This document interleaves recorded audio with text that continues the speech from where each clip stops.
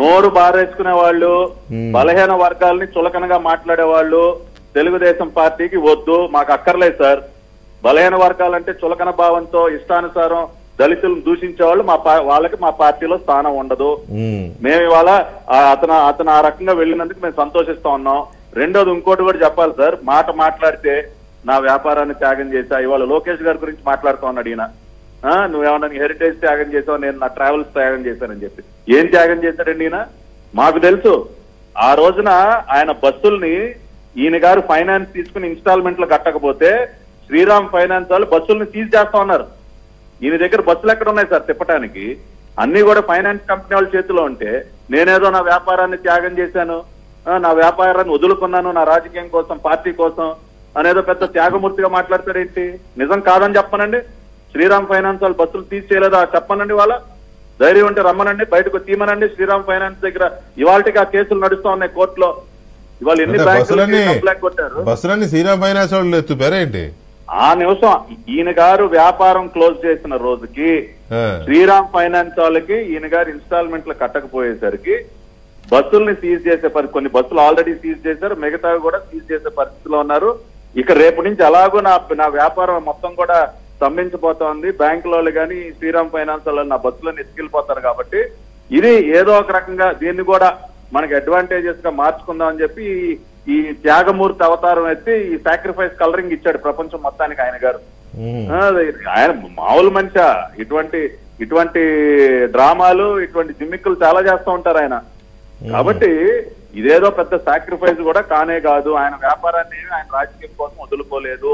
కాదండి, ఇప్పుడు చెప్పండి నాకు ఫైనల్ గా మీరు మీ మాజీ గురువు గారి విషయంలో మాట చెప్పండి. లేదండి, ఆయన ఏ రోజు నాకు గురువు కాదండి, వీపీ గారు. ఆయన ఏ రోజు నా పొలిటికల్ బాస్ కాదు, నా గురువు కాదు.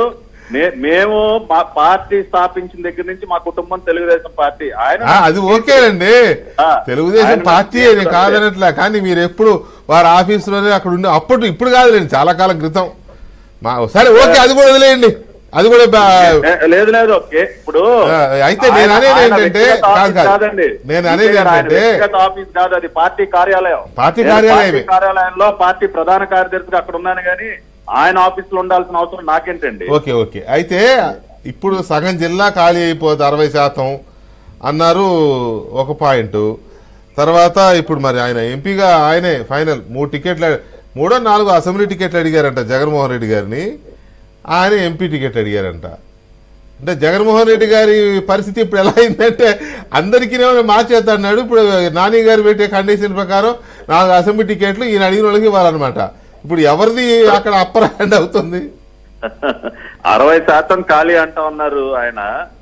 నాకు తెలిసి ఆయన ఆఫీస్ లో అటెండర్ కూడా ఆయన వెనకాలడు. ఆయన ఆఫీస్ లో పనిచేసే అటెండర్ కూడా ఆయనతో పాటు వెళ్ళాడు. దాన్ని రాసి పెట్టుకోండి. వాళ్ళ అమ్మాయి వెళ్తుంది కదండి. సరే, ఇప్పుడు కూతురు సంగతి నేను మాట్లాడదలుచుకోవాలా? సరే, తండ్రి వెనకాల వెళ్తే వెళ్ళొచ్చాము కానీ వాళ్ళ ఆఫీస్ లో పనిచేసే అటెండర్ కూడా ఆయనతో పాటు వైసీపీ పార్టీలోకి వెళ్ళరు. ఇది మీరు అండర్లైన్ చేసుకుని ఒక్క నాయకుడు కూడా.